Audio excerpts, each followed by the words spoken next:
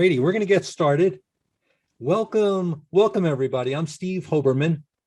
I'm a manager of Technics Publications. So we've been publishing books.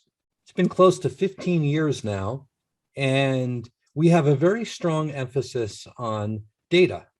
After all, data makes the world go round. So most of our books focus on some aspects of data management, data governance, data modeling, data architecture, data strategy, and so on.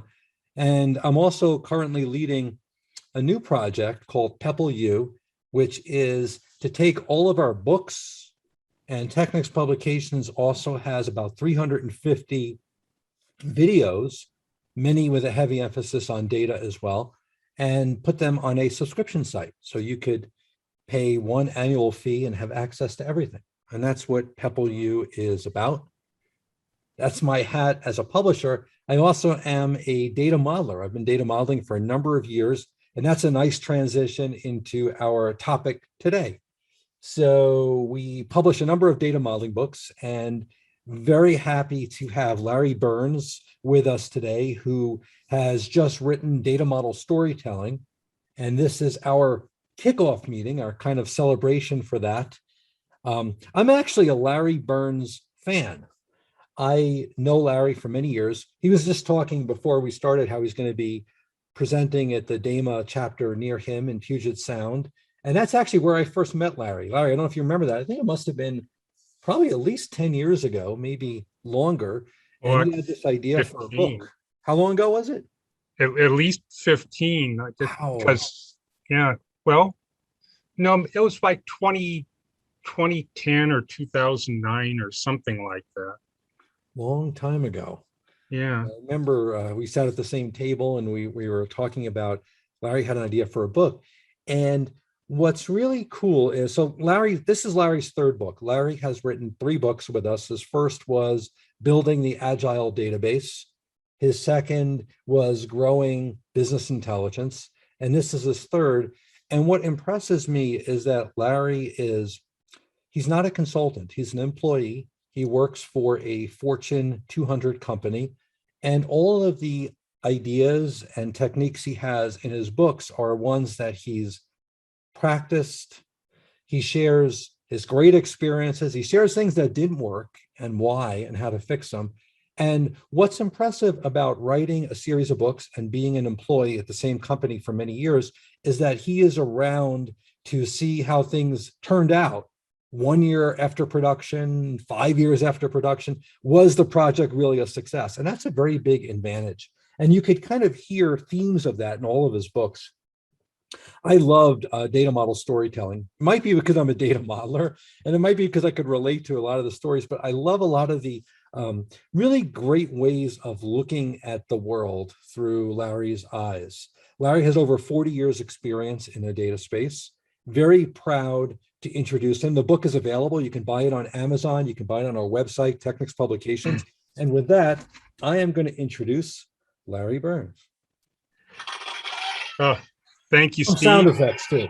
And actually, yeah. Larry, I'm going to wear a celebration hat. I was looking for a really party hat. I found a chef hat, which is kind of close to a party hat, but this is, don't ask where I got the chef hat from. But anyway, welcome, welcome. Oh, welcome, everybody, and thank you for attending this event this morning. Yes, I'm very happy and proud of this new book. I put a lot into it.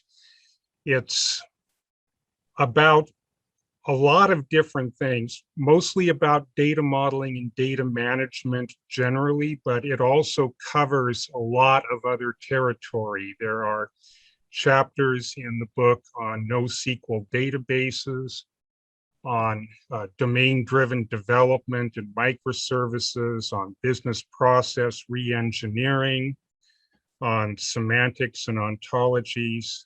There's a lot of material in this book, and I think anybody who reads it is going to get a lot out of it. I'm going to do a quick little presentation on the book and what it's about, and then we'll throw everything open to questions and have some dialogue. So the book in 5 bullets, the book is mostly about creating value in organizations. I believe very strongly, and this is really an underlying theme in all of my books, is that the purpose of data management is to create value for organizations. And in my reading of books on data management, this is one area that I thought wasn't addressed enough. We don't talk enough about how data modeling and data management really adds value to organizations.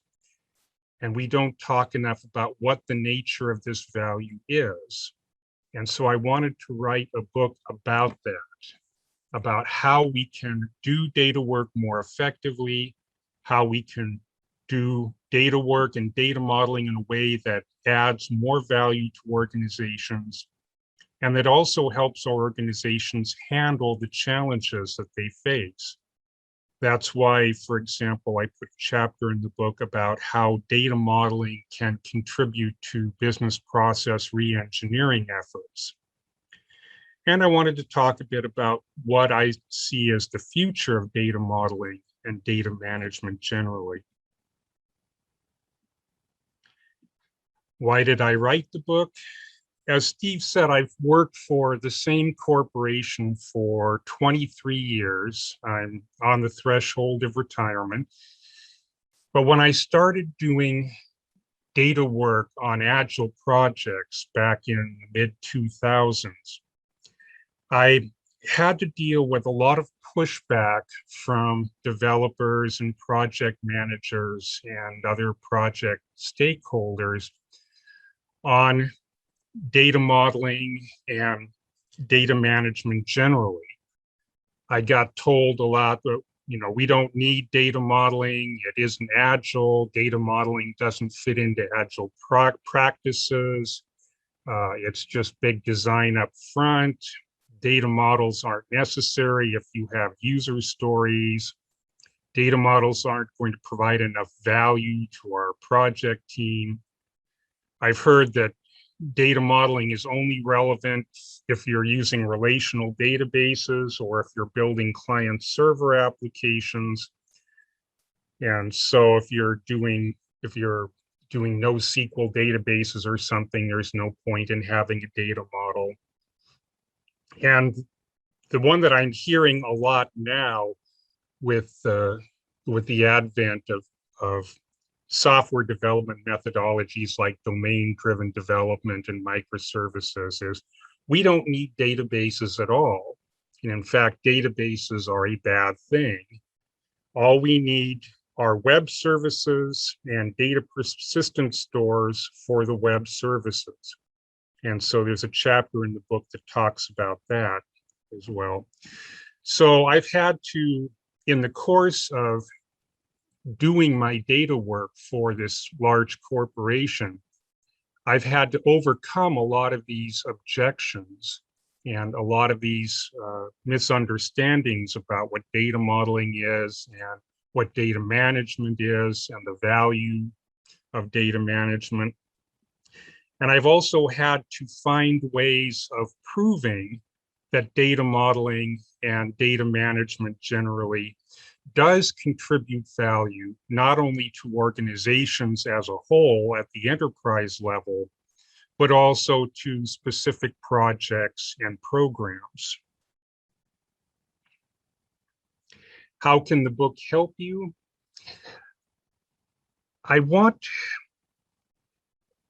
What I'm trying to accomplish in the book is that I want data modelers to stop thinking of themselves as data modelers.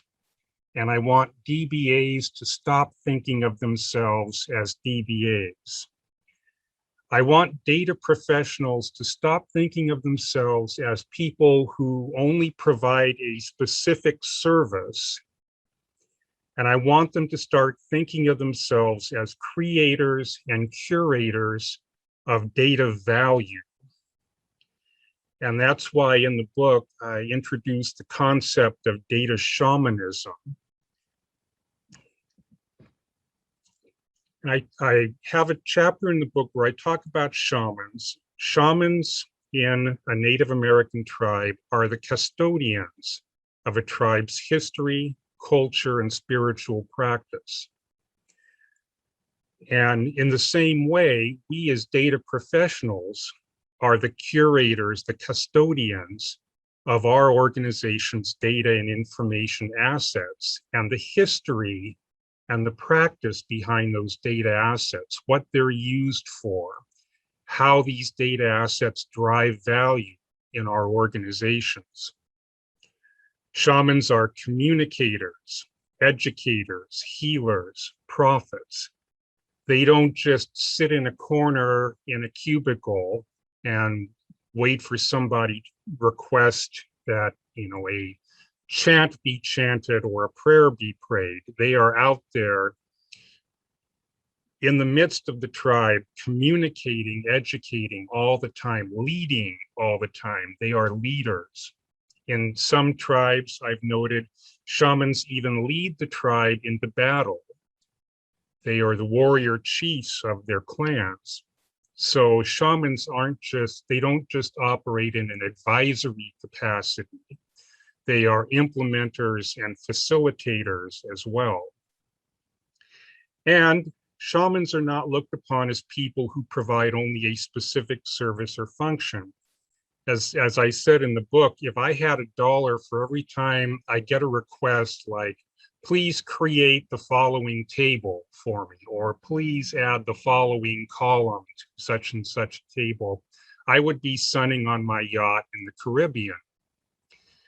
And a lot of times I'll get requests for specific things that people think they want, and I'll end up kind of pushing back on the request and saying, what is it that you really need to do? What is it that you're really trying to accomplish?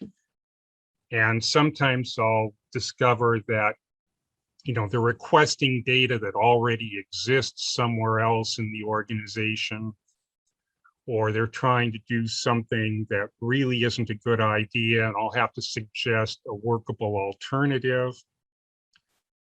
I'll give you an example here. This is a story, and this is a story that should have gone in the book and didn't. At one point, I was requested to create a database for an application, and I said, what does the application do? And they said, well, we have an application that runs at central IT off a central database, and we want to push this application to the engineers' laptops out in the field so the engineers can use the laptops, to use the application on their laptops without having to connect back to central IT. So we're going to put this database on everybody's laptops, and we're going to use SQL replication. We're going to replicate the database from central IT onto everybody's laptops. And I said, why don't you just pull the data out of the central database, put it in an XML document, ship the XML document to everybody's laptops, and have the application on their laptop just read the data from the XML file? And they said, oh, yeah, I guess that would work. And it was something they were able to implement very, very quickly, very inexpensively, and we didn't have to incur the expense and overhead of creating all these databases and implementing SQL replication and so on and so forth. So the bottom line is that we, data professionals, need to be problem solvers and value creators for our organizations, not just diagram drawers. And Steve suggested one question to start the Q&A: how is working at home during and after the pandemic impacted the shamans? I'm going to take a stab at that myself. I was fortunate really in that I was just coming off a 4-year, $25 million application development project. It was a complete rewrite of all of our dealer-facing applications like product registration, warranties, warranty claims, pre-delivery inspection, all of that. And so I was fortunate that the bulk of the development work was over by the time the pandemic hit and we all had to start working from home. I'm not sure if it would have worked to try to do this project with everybody working from home, because there was an awful lot of everybody in a room, everybody taking turns scribbling stuff on whiteboards and erasing and scribbling more stuff and erasing. And I think it would have been harder to have done all that remotely. Uh, I don't know if I would enjoy trying to do a major project like that working remotely. But I will throw this over to Steve and the rest of the participants here, and I'll be happy to answer any questions that anybody has. Yeah, thank you, Larry. Yeah, that's interesting. I think I had a similar experience. I was working with one organization that our modeling went really well when we were all in the same room, and things just kind of froze after during the pandemic, where it didn't seem like there was that same energy that there was when we were in the room. So it's interesting. Other questions or comments for Larry? You can either unmute and ask Larry directly, or you can put him in the chat window and I could relay to Larry, whatever you prefer. I mean, I had another one while we're waiting, and that is, after you retire from this company, do you think the company will continue balancing well data management with agile? Do you think that there's processes in place that will continue after you're gone? I have my doubts. I really do. I went to the CIO 5 years ago and said, I'm not going to be around forever. We need to think about a succession plan. We need to think about getting somebody in to the organization that I can start training to do my work after I'm gone. And they have not done that. They have not hired a replacement for me.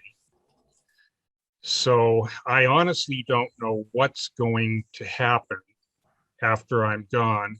I'm doing some things like I created a canonical data model, like an enterprise data model for the organization based on all of the data modeling that I've done over the years, that I'm leaving behind, that they can use as a reference for whatever data work they need to do in the future. I've created a number of slide presentations on various aspects of data modeling and data management. I'm teaching some classes in the months before I leave, and those slide presentations are all going to be available for people to use as reference.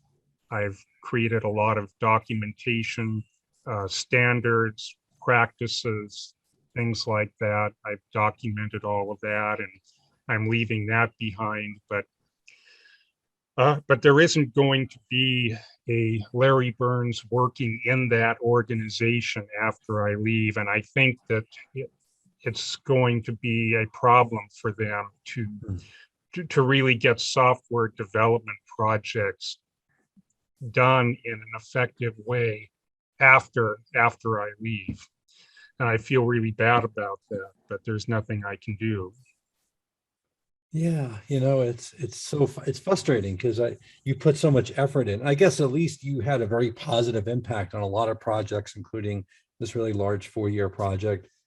So, but yeah, it's really fascinating to me too, because I know I've been an employee for a number of different organizations, and I know that when I leave, it's nice to know there's somebody there who's taking the torch and can continue. And often that's not the case anymore.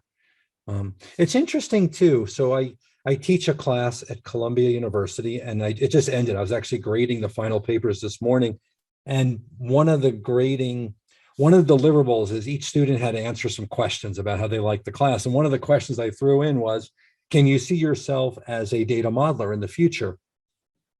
And I don't give extra points if they say yes or anything like that. It's not like they need to please me. So, but what's interesting is somebody put that they don't see that role existing as a long-term role. They see the skills of data modeling being used by the data scientist, use data engineers, data architects. So I wonder if that's the trend too. It's kind of interesting. But I know you did multiple things. You wore multiple hats at this organization. Like you said, it's not really about creating diagrams, it's about doing value, delivering value, which I think is the theme. Yeah. Right, and that was because of the peculiar position that I was in. I was the data and BI architect, but I also did all the data modeling, and I also did database design and development, SQL coding, data quality analysis, data integration, pretty much soup to nuts. And that gave me a unique opportunity. Even though it was a horrendous amount of work, it gave me a unique opportunity to develop tools and processes to really streamline everything associated with value creation with respect to data. Interesting. Yeah, thank you, Larry. Other questions? There's a question just about making the slides available. What we'll do is we'll post this video on YouTube, and I'll make sure everyone gets a link to it. I'll send it out, if not today, first thing tomorrow morning, so everybody will have access to this. Other questions for Larry? Yeah, Steve. Hi, Mike Cicino here, Visible Systems. How are you? Good. Thanks. Good. Yeah, I have a question for Larry. I see the need to focus on value and the delivery of value to the organization or enterprise. My question is, are there any practices that one can follow that delivers value in a speedy way, in a timely manner, so that maybe it's incremental value, but my point is that I think that the patience of an enterprise is not what it used to be, and people want to see things happen more quickly, even, I hate to use the word instantly, but you know what I'm getting at. So are there any practices maybe outlined in the book, especially that would enable some value creation in a timely manner?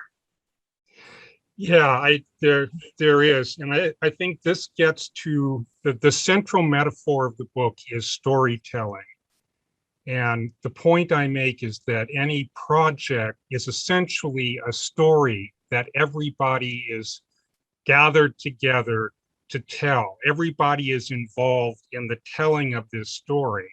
And the story is about how we're solving a problem or creating a certain defined value proposition for our organizations.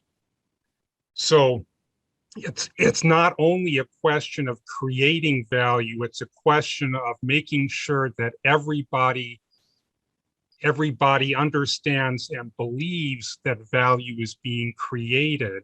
And the way to do that is to make sure that everybody feels as though they are involved and participating in this process, in the telling of this story, and that their voices are being heard and their participation is being appreciated. So one of the chapters in the book is about how to use data modeling to bring people together, to get their input, to allow them to contribute what they're able to contribute to the solution of a problem or the development of a new application. And that's a significant, to me, it's a significant part of the value that data modeling creates, in that it provides a platform, a vehicle for everybody to come together and participate and contribute, and to know that their voices are being heard and their contributions are being appreciated. In the book, I say that a data model serves three primary purposes. First, it helps ensure that data cannot be persisted or used in ways that violate the business's understanding of business data rules. Second, it helps get and keep everybody on the same page regarding what the data is, how it's defined, how it's persisted, and how it's used. And third, it helps drive discussions about data requirements, and it helps surface requirements that may not have been previously identified in the functional user stories. So using data modeling in those ways to achieve those ends helps to deliver a lot of value to a project and an organization, and at the same time assures everybody who's involved that value is being created.